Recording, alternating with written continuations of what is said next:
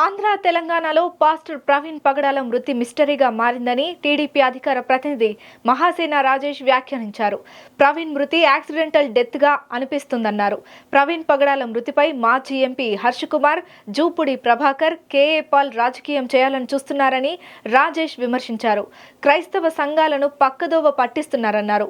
పోస్టుమార్టంలో ఎటువంటి అనుమానాస్పద గాయాలు ఏమీ లేవని డాక్టర్లు చెప్పారని, కానీ వీరు మత కలహాలు లేపే ప్రయత్నం చేస్తున్నారని ఆరోపించారు. పోలీసులు అన్ని ఆధారాలతో చూపిస్తున్నారన్నారు. గత కొన్ని రోజులుగా ఆంధ్ర తెలంగాణలో సంచలనం రేపుతున్న పాస్టర్ ప్రవీణ్ గారి డెత్ మిస్టరీ. ఆయన రాజమండ్రి దగ్గర ఆయన చనిపోవడం జరిగింది. తద్వారా చాలామంది అది హత్య ఏమో అని చెప్పి ఆంధ్ర తెలంగాణలో ఉన్న క్రైస్తవులందరూ చాలా ఆందోళన చెందారు. వాళ్ళు ర్యాలీలు చేశారు, ప్రభుత్వానికి వినతులు అందించారు. అయితే ఈ సంఘటనని కొద్దిమంది కావాలని తప్పుదారి పట్టించడానికి ఇప్పటికి కూడా ప్రయత్నిస్తున్నారు. అలాంటి ప్రతి ఒక్కరికి కూడా తెలుగుదేశం పార్టీ అధికార ప్రతినిధిగా నేను తెలియజేసే విషయం ఒకటే. పోలీసు వారు కానీ ప్రభుత్వం కానీ ప్రతిరోజు మీకు చెప్తూనే ఉన్నారు, ఒకవేళ అది హత్య అని మీ దగ్గర ఏమైనా ఆధారాలు ఉంటే దయచేసి మీరు పట్టుకొచ్చి పోలీసులకు అందించండి, ఆ కోణంలో దర్యాప్తు చేస్తామని. పోలీసు వారు ఈ విషయం జరిగిన వెంటనే ప్రాథమికంగా ఇది రోడ్డు ప్రమాదంగా ఉందని వారు గుర్తించడం జరిగింది. గుర్తించినప్పుడు ఆ రాజమండ్రి గవర్నమెంట్ హాస్పిటల్కి నేను కూడా వెళ్ళాను అదే రోజు. ఆ రోజు నేను అక్కడ చూసిన తర్వాత పోలీసు వారి వివరాలు తీసుకున్నాక అక్కడ సిచ్యువేషన్ అంతా నేను పరిశీలించాక ఇది 90% యాక్సిడెంట్ లాగే కనిపిస్తుంది, ఎవరో ఆందోళన చెందొద్దని మేము అక్కడ మాట్లాడటం జరిగింది. మరుసటి రోజు పోలీసు వారు ఇచ్చిన ప్రాథమిక సమాచారం మేరకు గౌరవ మంత్రివర్యులు నారా లోకేష్ గారు కూడా ట్వీట్ చేశారు. అయితే దీని మీద చాలామంది అనుమానాలు వ్యక్తం చేస్తున్నారు. కాబట్టి పాస్టర్ ప్రవీణ్ పగడాల గారు గతంలో కొన్ని డిబేట్లు చేశారు, ఆయన కొంతమంది శత్రువులు ఉన్నారు. కాబట్టి ఇది హత్యేమో అనే కోణంలో పోలీసు వారు దర్యాప్తు కూడా ప్రారంభించారు. దీన్ని అదునుగా తీసుకుని పాస్టర్ ప్రవీణ్ గారి మృతదేహాన్ని, ఇంకా డైరెక్ట్గా చెప్పాలంటే ఆయన శవాన్ని రాజకీయానికి వాడుకుందాం, స్వలాభానికి వాడుకుందాం అని కొంతమంది ప్రయత్నించారు. దానిలో మొట్టమొదటి వ్యక్తి గౌరవ మాజీ ఎంపీ హర్ష్ కుమార్ గారు. రెండో వ్యక్తి ఇప్పుడు వైఎస్ఆర్సీపీ నాయకులైన జూపుడి ప్రభాకర్ గారు. మూడో వ్యక్తి కేఏ పాల్ గారు. ఓకే, కేఏ పాల్ గారి విషయాల్ని ఎవరో పెద్దగా పట్టించుకోరు అనుకోండి, కానీ వీళ్ళిద్దరూ ఇంటెన్షనల్గా ఇది యాక్సిడెంట్ హత్య అనేది ఇంకా కన్ఫర్మ్ అవ్వకుండా యాక్సిడెంట్ జరిగిన రోజే, ఎప్పుడైతే ఆయన చనిపోయిన రోజు ఏదైతే ఉందో అదే రోజు హర్ష్ కుమార్ గారు అక్కడికి గవర్నమెంట్ హాస్పిటల్ దగ్గరికి వెళ్ళి ఇదంతా కూడా హత్యే, కన్ఫర్మ్ ఇది హత్య, నాకు డాక్టర్లు కూడా చెప్పారు, అలాగే ఇదంతా కూటమి ప్రభుత్వం చేస్తుందని బేస్లెస్ ఎలిగేషన్స్ చేశారు. అయినా కూడా ప్రభుత్వం కానీ పోలీస్ కానీ ఎక్కడ సంయమనం కోల్పోకుండా వారి ఎంక్వైరీ అంతా కూడా పూర్తిగా హైదరాబాద్ నుంచి సంఘటన జరిగిన ప్లేస్ దాకా పూర్తిగా ఎంక్వైరీ పోలీస్ డిపార్ట్మెంట్ ముగించడం జరిగింది. ఇప్పటికే హర్ష్ కుమార్ గారికి 2 సార్లు పోలీసులు నోటీసులు ఇచ్చారు.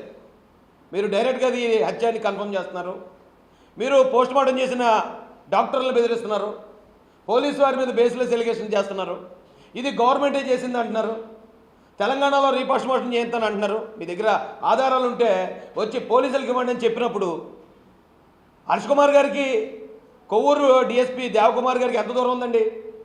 10 కిలోమీటర్లు వెళ్ళి ఎందుకు మీరు ఆధారాలు ఇప్పటి వరకు సబ్మిట్ చేయలేదు? మీ దగ్గర ఆధారాలు లేనప్పుడు ఎందుకు ఆంధ్ర తెలంగాణలో ఉన్న క్రైస్తవ సమాజాన్ని మొత్తం తప్పుదారి పట్టించే విధంగా మీరు ఎందుకు మాట్లాడారు? నేను క్లియర్గా అడుగుతున్నాను, ఈరోజు నేను డిమాండ్ చేస్తాను మిమ్మల్ని. మీకు ఇది హత్య కాదు, ఇది ప్రమాదమే అని చెప్పి మీకు ఆ పోస్ట్మార్టం చేసిన రోజే తెలుసు. మీకు తెలుసు అంటానికి నా దగ్గర ఆధారాలు ఉన్నాయి.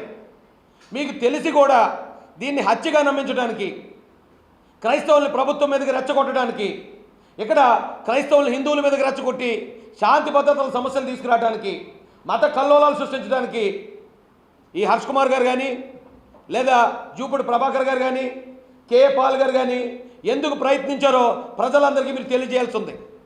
లేని పక్షాన వీరి ముగ్గురు మీద బేస్లెస్ ఎలిగేషన్ చేసి ఇంత పెద్ద మత కల్లోలాలు రేపడానికి కారకులైన ఈ ముగ్గురు మీద కూడా చట్టపరంగా చర్యలు తీసుకోవాలని మేము డీజీపీ గారిని డిమాండ్ చేస్తాం.